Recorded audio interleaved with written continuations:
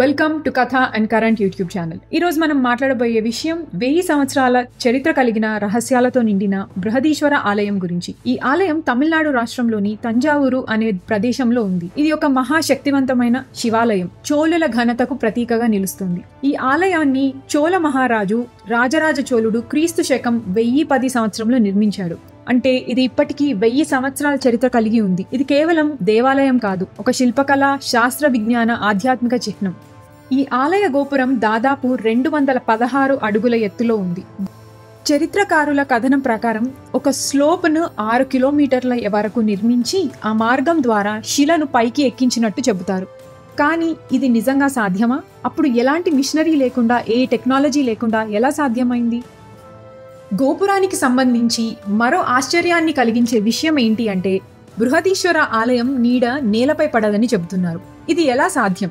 అసలు ఇంత ఎత్తైన గోపురానికి నీడ లేదంటే అది మన లాజిక్కి పూర్తిగా విరుద్ధంగా ఉంటుంది కదా. కానీ అస్సలు రహస్యం ఏంటంటే, ఈ ఆలయాన్ని ఇలా నిర్మించారు. ఎండ ఎంత గాఢంగా ఉన్నా కానీ గోపురం వేసే నీడ ఆలయ ప్రాంగణం లోపలే ఉండేలా చేసి ఉన్నారు. వాస్తుశాస్త్రం, భౌగోళిక కోణం, గణితపూర్వక నిర్మాణ విధానం ఇవి అంత చక్కగా మిళితమై ఉండటమే దీనికి కారణం. అంటే నీడ లేకపోయిందని కాదు, నీడ నేల మీద పడే కోణం మన కళ్ళకి స్పష్టంగా కనిపించదు, లేదా ఆలయ ప్రాంగణంలోనే ఆ నీడ నిండిపోతుంది. అందుకే చాలా మంది ఈ ఆలయం నీడ నేల మీద పడదని చెప్పుకుంటారు. అది నిజానికి నిర్మాణంలో దాగిన విజ్ఞాన రహస్యం.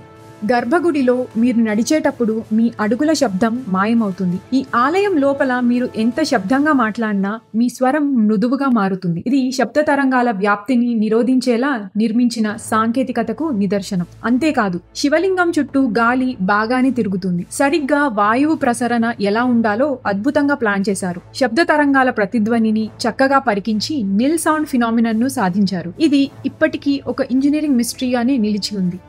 ఈ ఆలయం పూర్తిగా గ్రానైట్ రాళ్లతో నిర్మించబడింది. కానీ తంజావూరు చుట్టుపక్కల ఎక్కడా గ్రానైట్ రాళ్లు లేవు. ఈ రాళ్లను వందల కిలోమీటర్ల దూరం నుండి తీసుకొచ్చారట. ఎలాగో కానీ తీసుకురావడమే కాదు, వాటితో ఈశాన్య దిశకు నిలబడేలా ఈ ఆలయాన్ని నిర్మించారు. ఇది వాస్తుపరంగా అద్భుతం. ఇక మరో విశేషం తప్పక చెప్పుకోవాల్సింది, ఇక్కడ ఉన్న శివలింగం ప్రపంచంలోనే అత్యంత పెద్దదిగా పరిగణించబడుతుంది. దాదాపు 13 అడుగుల ఎత్తు ఉంటుంది. ఇది ఒకే ఒక్క రాయితో తయారు చేయబడిందని చెబుతారు. అలానే నిత్యం అభిషేకం చేసిన లింగం పైన తడి చేరదు, అంటే ఎలాంటి తడి గుర్తులు కనిపించవు. ఇది కూడా ఒక అద్భుతం.